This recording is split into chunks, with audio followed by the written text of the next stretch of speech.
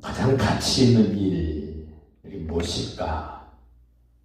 나름대로 사람들마다 이것이 가치 있는 일이야, 이것이 의미 있는 일이야 라고 말들을 하고 주장을 하지만, 하나님 우리에게 가르쳐 주신 가장 가치 있는 일, 사랑하는 일이다 그럽니다. 하나님을 사랑하고 이웃을 사랑하고 자기 자신을 사랑하는 것처럼 이웃을 사랑하는 것, 가장 가치 있는 일이다. 왜냐하면 하나님이 그렇게 하신 일이기 때문에 그렇습니다. 거룩하신, 영원히 변함없는 진리이신 하나님이 하신 일, 가장 가치 있는 일, 사랑하는 것입니다. 오늘 구절은 그렇게 소개합니다. 사랑에는 거짓이 없다. 하나님이 나를 사랑하는 사람, 거짓이 없습니다. 예수님이 나를 사랑하시는 사람, 거짓이 없습니다. 보혜사 성령께서 나를 사랑하시는 사람, 거짓이 없습니다. 하나님은 말로만 사랑하는 것이 아닙니다. 실제로 사랑을 하십니다.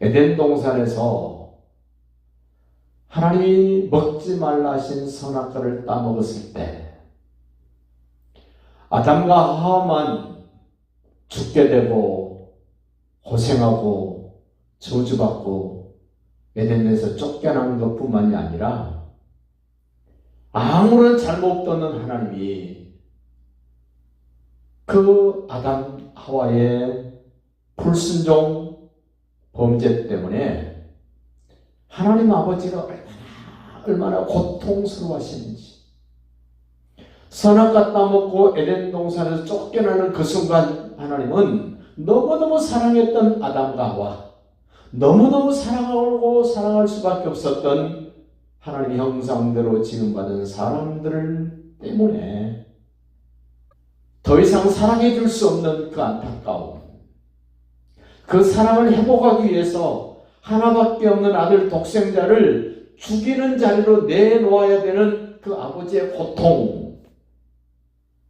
아버지로부터 한 번도 외면당하거나 관계가 끊어진 적이 없는 아들 예수가 인간의 범죄 때문에, 사랑하는 사람들의 범죄 때문에 예수님이 얼마나 고통스럽고 엄청난 대가를 지불하게 되는가. 하나님이 나를 사랑하신 증거, 예수님을 보내주신 증거, 우리가 넘어서 5장에서 이미 보았습니다.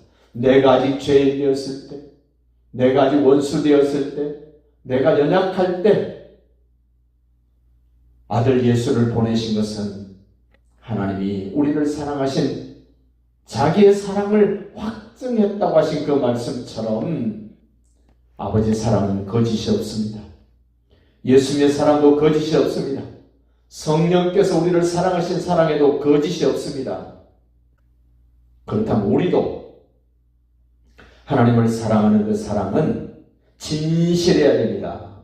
성실해야 됩니다. 신실해야 됩니다. 그 하나님을 사랑하는 그 사랑 안에는 특징이 있는데, 악을 미워한다. 악을 감정적으로 미워한다는 그런 의미가 아닙니다.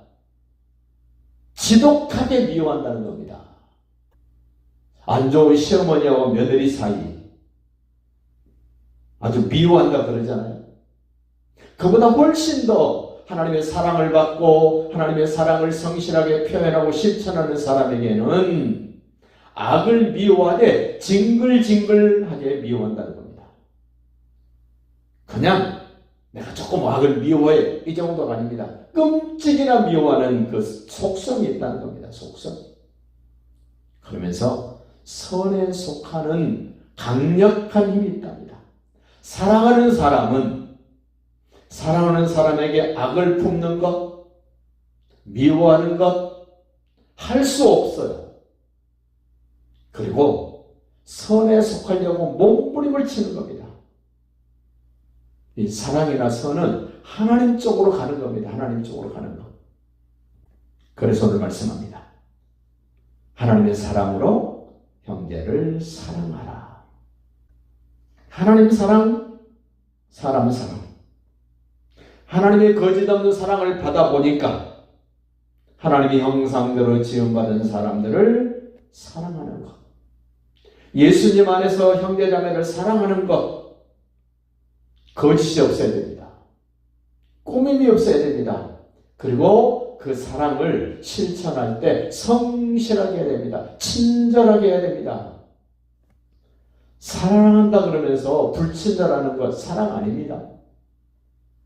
교회가 사랑 공동체인데 새로운 사랑을 해주고 사랑을 받아야 될 대상이 들어왔을 때 우리는 친절하게 다가가고 친절하게 말해야 되고 친절한 표정, 친절한 행동을 해야 됩니다.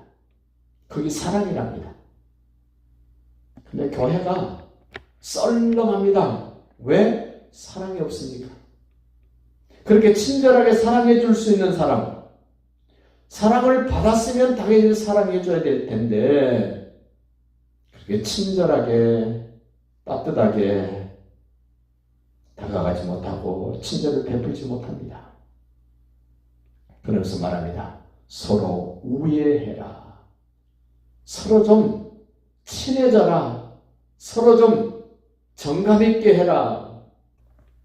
그러면서 또 말씀합니다.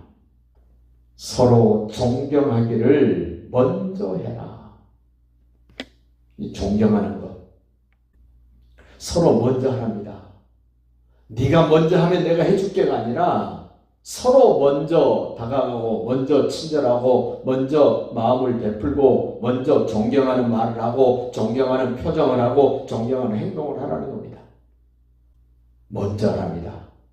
하나님의 사랑을 먼저 받은 사람이 먼저 하랍니다. 하나님의 은혜를 먼저 입은 사람이 먼저 하랍니다.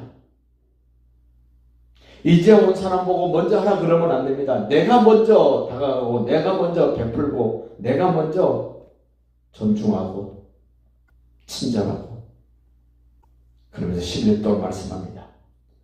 부지런하여 게으르지 말아라. 무슨 일에 부지런해야 됩니까? 형제 사랑하는 일에 부지런해야 됩니다. 악을 미워하는 일에 부지런해야 되고 선에 속하는 일에 부지런해야 됩니다. 친절하게 하는 일에 부지런해야 됩니다. 우애 있게 하는 일에 부지런하고 존경하는 일에 부지런해야 됩니다. 정작 부지런해야 될 일은 게으르고 게으러야 될 일은 부지런해져서 정신이 없는 세상입니다. 교회도 정신이 없습니다. 게으르지 말고 부지런하고 열심을 품고 주를 섬기라. 사랑하는 마음으로 섬기라는 겁니다. 여기서 주님을 섬기라 그랬지만 우리는 형제자매도 섬겨야 됩니다. 가장 힘 있는 사람이 할 수 있는 일, 섬기는 겁니다. 용서하는 겁니다. 예수님, 하늘과 땅의 모든 것을 다 가지신 가장 강력한 힘이 있는 예수님이 섬깁니다. 예수님이 용서합니다. 힘이 없는 사람은 용서를 못합니다. 힘이 없는 사람은 섬기지 못합니다. 제대로 섬기지를 못합니다. 분노를 가지고 섬기는 거 아닙니다. 불편한 마음으로 섬기는 것도 섬기는 것이 아닙니다. 예수님이 섬기는 것처럼 기꺼이 섬깁니다. 우리는 말로도 섬겨야 되지만 행동으로도 섬겨야 됩니다. 인격으로도 섬겨야 됩니다. 삶으로도 섬겨야 됩니다. 예수님이 그렇게 하셨습니다. 세상은 낮은 사람이 윗사람을 섬깁니다. 그런데 진리 안에는 예수님 안에서는 교회 안에서는 사랑 안에서는 윗사람이 아랫사람을 섬기는 겁니다. 예수님이 하나님이신데 인간을 섬깁니다. 그것도 죄인을 섬깁니다. 믿음 안에서 예수님을 닮아간다는 사람들이 예수님이 섬긴 것처럼 섬겨야 될 텐데 섬길 줄 모릅니다. 그래서 오늘 말씀합니다. 부지런하고 열심을 품고 주를 섬겨라. 형제자매 속에 있는 주님을 보면서 그 형제자매도 주님처럼 섬겨라. 우리는 생각을 바르게 해야 됩니다. 섬기는 사람 보면 안쓰럽게 생각하시면 안 됩니다. 섬기는 분을 보면 대단한 분으로 인정해 줘야 됩니다. 예수님이 대단하시지 않습니까? 섬길 줄 모르는 사람은 허당입니다. 허당. 우리는 말로도 섬겨야 되고 삶으로도 섬겨야 되고 인격으로도 섬겨야 됩니다. 우리 주님이 그렇게 하셨기 때문에 우리도 그렇게 섬겨야 됩니다. 그렇게 하면, 사랑하고 섬기면 12절에 보니까 소망이 생깁니다. 소망 중에 즐거워하며 섬기면 즐거워집니다. 사랑하면 즐거워집니다. 소망이 있어야 즐거워집니다. 소망은 그냥 만들어지지 않습니다. 사랑하고 존경하고 섬기다 보니까 소망이 더 소망스러워지고 그 소망이 즐거움이 됩니다.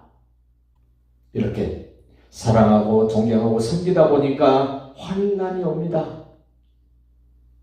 사랑하지 않고 섬기지 않고 존경하지 않으면 환난이 안 올 수 있습니다. 그런데 적극적으로 사랑하고 적극적으로 존중하고 적극적으로 섬기다 보면 환난이 옵니다. 그런데 그 환난은 성령의 열매를 맺게 합니다. 인내하게 합니다. 그리고 환난이 오면 기도하게 됩니다. 우리 대한민국 교회는 이상한 병에 들었습니다. 특별 기도회라는 그 병에 들었습니다.